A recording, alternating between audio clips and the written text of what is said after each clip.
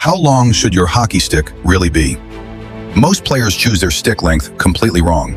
They either copy their favorite NHL player, buy whatever feels good in the store, or let a parent cut it once and never think about it again. But stick length changes almost everything.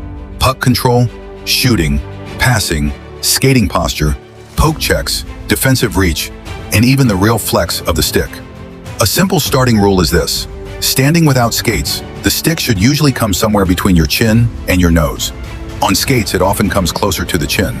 That is only a starting point, not a final answer. Hockey Stick Man and other hockey equipment guides use this chin to nose range as the basic reference point. The real question is not, how tall is the player? The real question is, how does the player actually play? A shorter stick usually gives better puck control. It keeps the puck closer to the body, helps with quick hands, tight turns, quick releases, and playing in small areas.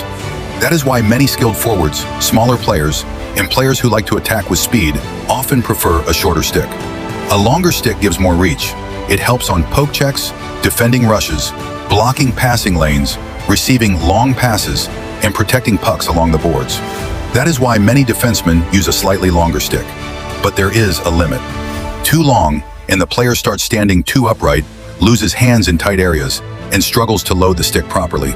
For defensemen, I would not automatically say, use the longest stick possible. That is a mistake. A defenseman needs reach, yes, but also quick feet, quick passes, first touch control, and the ability to handle pressure on breakouts. For many defensemen, the best setup is slightly above chin on skates, sometimes closer to mouth or nose depending on style. A big shutdown defenseman may go longer. A mobile, puck-moving defenseman may go shorter. Now flex. Flex means how stiff the stick is. Technically, the flex number tells you roughly how many pounds of force it takes to bend the shaft 1 inch. So an 85 flex stick is stiffer than a 65 flex stick. A lower flex bends easier. A higher flex is harder to load. A common starting rule is body weight divided by 2. A 160-pound player might start around 80 flex. A 140-pound player might start around 70 flex. But this is only a starting point because age, strength, shot style, position, stick length, and personal preference all matter. The biggest mistake with young players is using a stick that is too stiff. If the player cannot bend the stick is not helping the shot, it is fighting the player. For wrist shots and snap shots, many players benefit from a flex they can actually load. And here is the part many people do not understand. When you cut a hockey stick shorter, it becomes stiffer. As a practical rule, every inch you cut off usually adds about 3 to 5 flex points. Some sources use about 3 points per inch. Discussions among equipment users often estimate around 2.5 to 5, depending on the stick and how much is cut. So if you buy an 85 flex stick and cut off 2 inches, it may feel more like a 91 to 95 flex. That is a huge difference, especially for younger or lighter players. That means you should not choose flex before thinking about final stick length. If you know you will cut the stick a lot, you may need to buy a lower flex than you think. Can you make a stick longer? Yes, you can use a stick extension, usually a composite or wooden plug, inserted into the top of the shaft. But adding length generally makes the stick feel softer, and it can slightly change the balance and feel of the stick. Wooden plugs in particular can change the shooting feel because you are adding a different material into the shaft. So yes, you can extend a stick, but it is better to buy the correct length and flex from the beginning if possible.